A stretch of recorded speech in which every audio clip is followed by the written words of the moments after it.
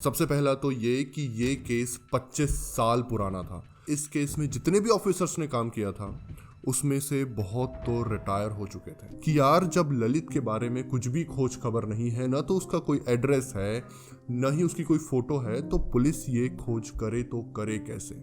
लेकिन ये केस उठाया भी जिस यूनिट ने है वो इन्हीं सब चैलेंजेस के लिए तो ट्रेंड है। 25 साल बाद अनीता फिर से अपने पति के हत्यारे को देखने वाली थी। जैसे ही अनीता उसे देखती है तो हमारा आज का केस शुरू होता है 2021 में, जब क्राइम ब्रांच के सामने कुछ केसेस की लिस्ट आती है। कैसे केसेस? कोल्ड केसेस की लिस्ट आती है। और उन्हीं कोल्ड केसेस में एक केस था रामलाल नाम के आदमी का। रामलाल का ये जो केस था, इस केस की 3 सबसे बड़ी कमियां थी। सबसे पहला तो ये कि ये केस 25 साल पुराना था। इसका मतलब क्या? इसका मतलब ये कि इस केस में जितने भी ऑफिसर्स ने काम किया था उसमें से बहुत तो रिटायर हो चुके थे। दूसरा, ये केस अभी तक कंप्यूटर्स पे चढ़ाया ही नहीं गया था। मतलब कि पुलिस को इस केस को समझने के लिए ही बहुत मोटी मोटी फाइलों से होकर गुजरना पड़ेगा। और तीसरा ये कि यहाँ पर अक्यूज्ड का एक नाम तो था, लेकिन इसके अलावा कुछ भी नहीं। ना तो कोई फोटो थी, ना ही कोई एड्रेस, और ना ही कुछ और। ये तो मैं मानता हूं कि इस केस की खोज को शुरू करने में ही बहुत सारे चैलेंजेस हैं, लेकिन ये केस उठाया भी जिस यूनिट ने है वो इन्हीं सब चैलेंजेस के लिए तो ट्रेंड है। तो चलिए देखते हैं कि 25 साल पुराने इस केस को उस यूनिट ने कैसे सॉल्व किया। क्राइम ब्रांच के लिए इस केस को सॉल्व करने का सबसे पहला की था कि इस केस में अभी तक जितनी भी इन्वेस्टिगेशन हुई है, जितनी भी खोजें हुई है, उन सब को सबसे पहले समझना। और इसके लिए उन्होंने 2 चीजें की। जितने भी ऑफिसर रिटायर्ड हुए थे उनमें से कुछ लोगों से बात करना शुरू किया और उन्होंने उन मोटे मोटे फाइल्स को पढ़ना शुरू किया। उन फाइल्स को पढ़ने से पुलिस को ये चीज समझ आई कि ये केस फरवरी 1997 में शुरू हुआ था। फरवरी की एक सर्द रात पुलिस को फोन आता है कि रामलाल नाम के किसी आदमी का मर्डर कर दिया गया है। पुलिस तुरंत ही क्राइम स्पॉट पर पहुंचती है। क्राइम स्पॉट एक छोटा सा घर है जहां पर फिलहाल बहुत भीड़ लगी हुई है। जब पुलिस उस घर में अंदर घुसती है तो सबसे पहले उनकी नजर एक प्रेग्नेंट लेडी पर जाती है। वो बहुत जोर जोर से रो रही थी। शायद वो रामलाल की वाइफ थी। अब पुलिस उस कमरे में पहुंचती है जहां पर रामलाल की बॉडी पड़ी हुई है। रामलाल की बॉडी को चाकू से कई बार मारा गया था। कोई ये इंश्योर कर देना चाहता था कि रामलाल बच ही ना पाए। लेकिन इतनी बड़ी दुश्मनी आखिर क्यों? इसी सवाल के साथ पुलिस ने अपनी पूछताछ पड़ोसियों से शुरू की, उन लोगों से शुरू की जो वहां पर भीड़ लगाकर खड़े थे। लेकिन इस सवाल का जवाब उन्हें कुछ नहीं मिल पाया। मिल जाता तो केस वहीं सॉल्व हो जाता ना। लेकिन पुलिस को इतना पता चला कि रामलाल और उसकी वाइफ अनीता की शादी अभी अभी ही हुई थी और वो शादी के बाद ही यहाँ पर शिफ्ट हुए थे। अब पड़ोसियों से बात करके तो पुलिस को ज्यादा कुछ मिला नहीं और इसीलिए पुलिस ने अपना रुख रामलाल की पत्नी अनीता की तरफ किया। अनीता अभी भी रोए जा रही थी, लेकिन रोती हुई अनीता ने पुलिस को एक चीज कहा कि उसे एक आदमी पर शक है। दरअसल बात यह थी कि रामलाल के काम से घर आ जाने के बाद अनीता अपने एक पड़ोसी के यहाँ गई हुई थी, उसे कुछ बात करनी थी। लेकिन जब अनीता घर वापस आती है तो वो रामलाल को खून में लथपथ पाती है। हुआ ये था कि रामलाल ने उसी दिन 50,000 रुपए समूह से लोन के रूप में लिया हुआ था। समूह मतलब एक चीट फंड टाइप की कंपनी जहां पर लोग कलेक्टिव रूप से पैसे जमा करते हैं और एक आदमी को लोन पर दे देते हैं ताकि वो उस पर इंटरेस्ट कमा सके। अब आज ही रामलाल ने वो 50,000 रुपए घर पर लाए हुए थे और अब वो 50,000 रुपए भी गायब थे। रामलाल ने अनीता को बताया था कि जब वो घर आ रहा था 50,000 रुपए लेकर, तो एक ललित नाम का उनका पड़ोसी उससे 50,000 रुपए उधारी मांग रहा था और वो बहुत ज़्यादा ही डेस्परेट लग रहा था। लेकिन रामलाल को उससे अपना कुछ धंधा शुरू करना था, इसीलिए उसने उसे उस समय मना कर दिया था। और जब अनीता पड़ोसी के घर गई थी वो बात करने के लिए, तब उसने ललित को सामने अपने घर के पास देखा भी था, लेकिन पड़ोसी था ऐसा सोचकर वो वहाँ से सीधे निकल गई। तो उसे ललित पर शक है। ललित का नाम सुनते ही पुलिस ताबड़तोड़ ललित के घर पहुंचती है, लेकिन तब तक ललित गायब था। उसके घर पर ताला लगा हुआ था। पड़ोसियों से बात करने पर पता चला कि उन्हें पता ही नहीं है कि ललित कहाँ है। ललित भी वहां पर किराए से रहता था। पुलिस ने ताला तोड़ा, अंदर का सारा सामान खाली था। इसके बाद ये केस कोर्ट में जाता है, लेकिन जब अक्यूज्ड ही नहीं था तो पुलिस करती ही क्या। कोर्ट ने ललित को भगोड़ा घोषित कर दिया और साथ ही पुलिस को यह आदेश दिया कि वो ललित की खोज करते रहे। लेकिन नए केसेस के बीच में ये फाइल दबती चली गई और आज 1997 से 2021 में जाके ये केस रीओपन होना था। लेकिन सवाल तो अभी भी यही था कि यार, जब ललित के बारे में कुछ भी खोज खबर नहीं है, न तो उसका कोई एड्रेस है, न ही उसकी कोई फोटो है, तो पुलिस ये खोज करे तो करे कैसे।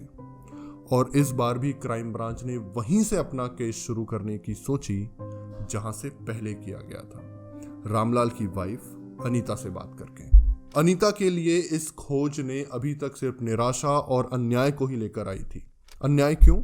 क्योंकि 24 साल बाद भी पुलिस उसके पति के हत्यारे को नहीं ढूंढ पाई थी, और जब दोबारा पुलिस उसके दरवाजे पर जाती है तो वो उन्हें साफ मना कर देती है। वो बोल देती है कि अब उसे इस न्याय प्रणाली पर कोई भरोसा नहीं है, उसे पुलिस पर कोई भरोसा नहीं है। लेकिन पुलिस उसे समझाती है, वो कहती है कि ये केस रीओपन हुआ है और कुछ ही समय में अगर वो उसका साथ देती है तो कुछ ही समय में पुलिस इस केस को सॉल्व कर पाएगी। इन्हीं सब बातों और दिलासों के साथ अनीता पुलिस की मदद करने को तैयार तो हो जाती है, लेकिन उसके पास भी कुछ है नहीं पुलिस की मदद करने के लिए। पुलिस उस पर जोर देती है, उसे कुछ ऐसी चीज याद करने को कहती है जिससे पुलिस को कुछ मदद मिल सके। और तब अनीता को एक बात याद आती है। अनीता कहती है कि 25 साल पहले जब वो नई पड़ोस में गई थी, तब वहां पर एक गॉसिप चल रही थी। गॉसिप ये कि ललित के बड़े भाई जगदीश ने शादी कर ली है और अब वो सब ये जगह छोड़कर अपने माँ बाप से दूर दिल्ली के तुगलकाबाद एरिया में रहने चले जाएगा। तो गॉसिप इसलिए था कि शादी के आते ही वो बदल गया है, वो अपने माँ बाप के साथ नहीं रहना चाहता है, और ये मोहल्ले का उस समय एकदम प्राइम गॉसिप बन चुका था। पुलिस के पास अब रामलाल के भाई की एक लोकेशन थी, दिल्ली का तुगलकाबाद एरिया। पुलिस ने तुगलकाबाद एरिया में आखिरकार जगदीश का घर खोज निकाला, लेकिन वो उससे डायरेक्टली बात नहीं करना चाहते थे, क्योंकि वो जानते थे कि यदि वो डायरेक्टली ललित के बारे में बात करेंगे तो हो सकता है कि ललित को वो आगाह कर दे। और इसीलिए पुलिस सिविल ड्रेस में एक आम आदमी बनकर जगदीश से मिलने जाते हैं। लेकिन जगदीश तो अपने घर पर है ही नहीं। और तब जगदीश की पत्नी धनलक्ष्मी उसे बताती है कि अभी अभी उसकी सास, मतलब कि जगदीश की माँ की मृत्यु हुई है, और इन्हीं सब चीजों के चलते जगदीश एक तीर्थ स्थान गया हुआ है। इसके आगे पुलिस वहां पर उस समय तो कोई पूछताछ नहीं करती, लेकिन इस चीज से उन्हें एक आइडिया मिलता है। आइडिया ये कि वो जगदीश की जो माताजी है उसकी मृत्यु का इस्तेमाल कर सकते हैं ललित तक पहुंचने के लिए। सुनने में अच्छा नहीं लग रहा है, लेकिन खोज करने के लिए ये बहुत जरूरी स्टेप था। पुलिस वाले इंश्योरेंस एजेंट बनके जगदीश से कुछ दिनों बाद मिलते हैं। वो जगदीश को बताते हैं कि गवर्नमेंट ने उनकी माताजी का एक इंश्योरेंस किया हुआ था, जिसके चलते उन्हें 5 लाख रुपए मिलेंगे। और तब जगदीश अपनी सारी की सारी इंफॉर्मेशन उन इंश्योरेंस एजेंट को दे देता है, जो असल में पुलिस थी। अब हुआ ये कि जगदीश ने अपनी इंफॉर्मेशन में ललित के बारे में भी बताया, लेकिन ललित है कहाँ, क्या करता है, उसे भी कुछ पता नहीं था। लेकिन उसने पुलिस को ये बताया कि आखिरी बार वो यूपी में कहीं तो भी गया हुआ था और वो अपने एक रिश्तेदार से मिला था। पुलिस यूपी जाकर उस रिश्तेदार से मिलती है और तब उन्हें पता चलता है कि हाँ, वो मिला तो था, लेकिन इस बात को तो कुछ समय बीत चुका है और उन रिश्तेदारों को भी नहीं पता अभी कि वो कहाँ है।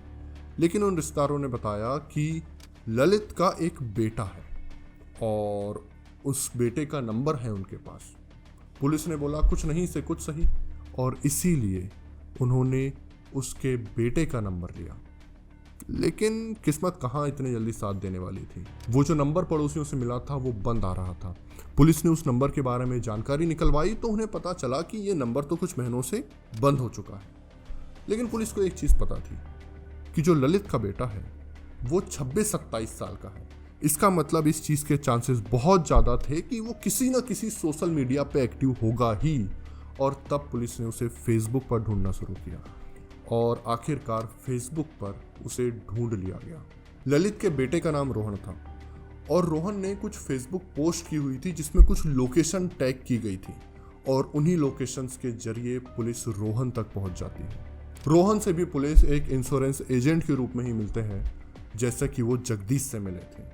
लेकिन रोहन उन्हें बताता है कि वो तो लगभग 1 साल से अपने पिताजी से नहीं मिला है क्योंकि वो अपने पिताजी को पसंद नहीं करता है। हाँ, लेकिन उसे इतना पता है कि उसके पिताजी कानपुर में रिक्शा चलाने का काम करते हैं और रोहन से ही उसके पिताजी की एक फोटो मिल जाती है। इसका मतलब कि अब पुलिस के पास एक लोकेशन थी और ललित की फोटो भी थी और इन दोनों इन्फॉर्मेशन के बेसिस पर पुलिस कानपुर जाती है। वहां पर भी वो अपनी इंश्योरेंस एजेंट वाली कहानी शुरू रखते हैं। वो सारे के सारे रिक्शा स्टैंड को खोजना शुरू करते हैं कि आखिर कहीं तो कोई ललित नाम का आदमी होगा, लेकिन ऐसा कोई मिलता ही नहीं है। रिक्शा स्टैंड में ढूंढते ढूंढते उन्हें एक आदमी मिलता है जो खुद भी रिक्शा चलाता है, लेकिन वो पुलिस को बताता है कि भाई साहब, आप जो ये फोटो लेके घूम रहे हैं ना, ये किसी ललित नाम के आदमी की नहीं है, ये प्रताप यादव नाम के आदमी की है। और वो आदमी इंश्योरेंस एजेंट समझकर ही उसे प्रताप यादव के पास ले जाता है। पुलिस सारा गेम समझ गई थी कि ललित उस मर्डर के बाद से ही प्रताप यादव बनकर यहाँ रह रहा था। और जब पुलिस ललित से मिलती है तब ललित साफ मना कर देता है। वो बोलता है कि भाई वो कभी दिल्ली में रहा ही नहीं, वो तो हमेशा से यूपी में ही रह रहा था और उसकी जो माताजी है वो तो सालों पहले उनका देहांत हो गया, तो इंश्योरेंस किस बात का। पुलिस जानती थी कि ललित ऐसा क्यों कर रहा है। उसे डर था कि यदि वो अपनी रियल आइडेंटिटी रिवील कर देगा तो कभी ना कभी कहीं ना कहीं वो पकड़ा जाएगा और इसीलिए वो अपनी रियल आइडेंटिटी कहीं भी रिवील नहीं करना चाहता है। लेकिन पुलिस के पास उसके बेटे रोहन की दी हुई तस्वीर थी, तो पुलिस तो श्योर थी कि भाई यही बंदा ललित है और इसीलिए पुलिस उसे हिरासत में लेती है और उसे दिल्ली क्राइम ब्रांच लाया जाता है। इन सब खोज में पुलिस को करीब 1 साल का समय लग जाता है। इसका मतलब कि अब 1 साल बाद पुलिस दोबारा अनीता से कांटेक्ट करती है। क्यों? ताकि वो आकर ललित की पहचान कर सके। 25 साल बाद अनीता फिर से अपने पति के हत्यारे को देखने वाली थी। जैसे ही अनीता उसे देखती है वो उसे पहचान तो लेती है, लेकिन 25 साल का वो मंजर, वो हत्या का वो दुख, वो दर्द, वो सब कुछ उसके दिमाग में, सब कुछ उसके दिल में फिर से उमड़ आता है और वो उसे देखकर बेहोश हो जाती है। इस आइडेंटिफिकेशन के बाद पुलिस ललित से कॉन्फ्रंट करती है और तब आखिरकार ललित ये मान ही लेता है कि हाँ, उसी ने वो क्राइम किया था। उसने बताया कि उसे 50,000 रुपयों की बहुत ज्यादा जरूरत थी और जब रामलाल ने वो पैसे देने से उसे मना कर दिया तो उसे गुस्सा आया। वो सहन नहीं कर पाया, उसे पैसों की जरूरत थी, वो गुस्से में था और आखिरकार उसने मौका देखकर रामलाल का मर्डर किया और वो 50,000 रुपए लेकर वहां से निकल पड़ा। और इस तरह यहाँ पर 25 साल से चलती आ रही खोज आज समाप्त होती है।